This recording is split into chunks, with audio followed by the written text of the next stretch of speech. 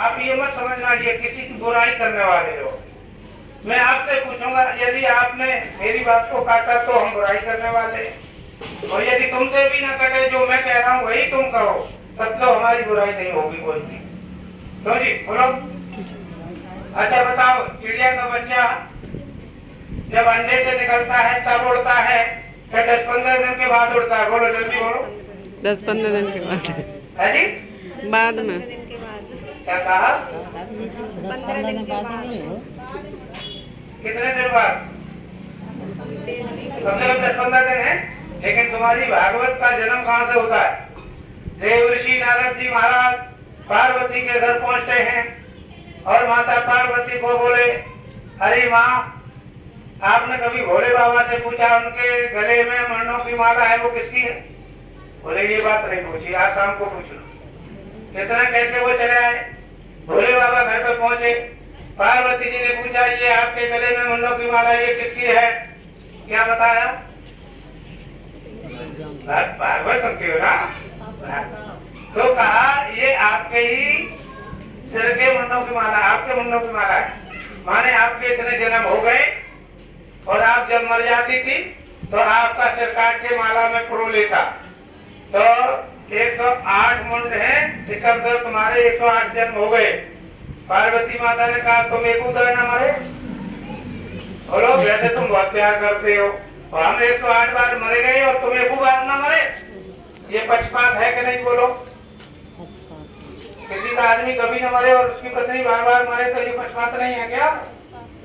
तो उन्होंने कहा कि भाई आप क्यों नहीं मरते, मैं क्यों मरती हूँ? तो कहा मैं अमर कथा जानता हूँ। तो बोले महाराज मुझे क्यों नहीं बताई? तो बोले चलो आप बताते हैं। यहाँ से भागवत का जन्म होता है कि भोले बाबा कहते हैं हम कथा कहेंगे अमर कथा और तुम हुंकारा देना। पार्वती माता हुंकारा देती है, भोले बाबा कथा सुनाते। कुछ देर के बाद में पार्वती माता को नींद आ जाती। तो क्या देखा कि वहाँ एक तोते के अंडे से बच्चा निकला और वो हूं करने लगा। थोड़ी देर में पार्वती माता बोली कथा कहाँ पर है प्रभु?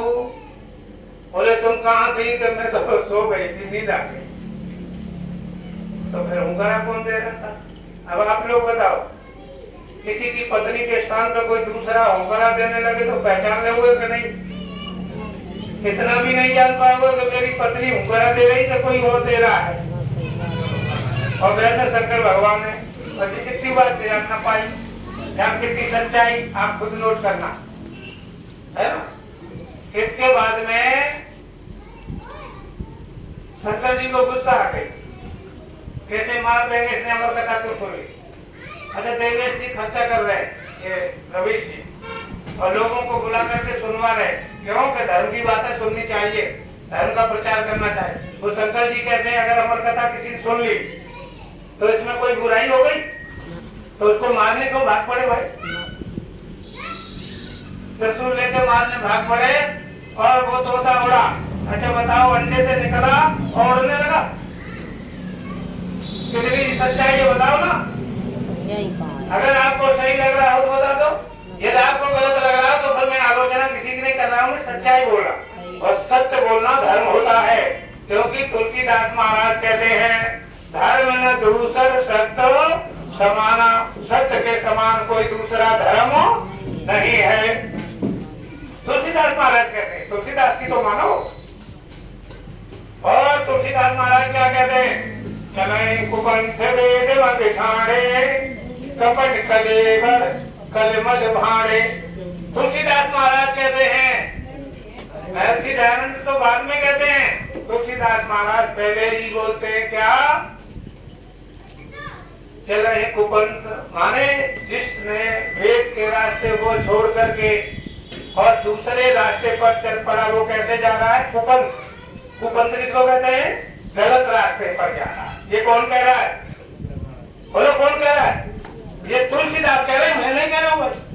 रामचरितमानस उठा लाओ लिखा दिखा दूंगा, वो कह रहे हैं। उनकी बात भी नहीं मानते, अखंड रामायण कराओगे। जब बात मान लो तो अखंड रामायण से क्या फायदा?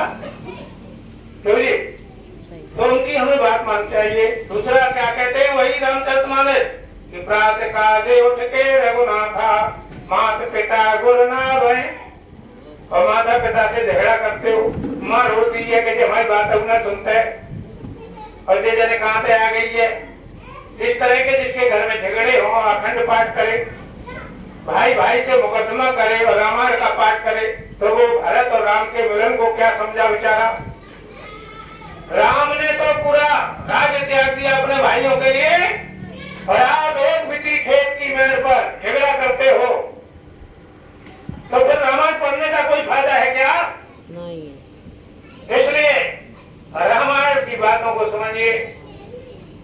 गुरु विश्वामित्र के साथ राम जी और लक्ष्मण जी जब होते हैं तो तुलसीदास बाबा लिखते हैं रामचरितमानस में क्या लिख रहे हैं?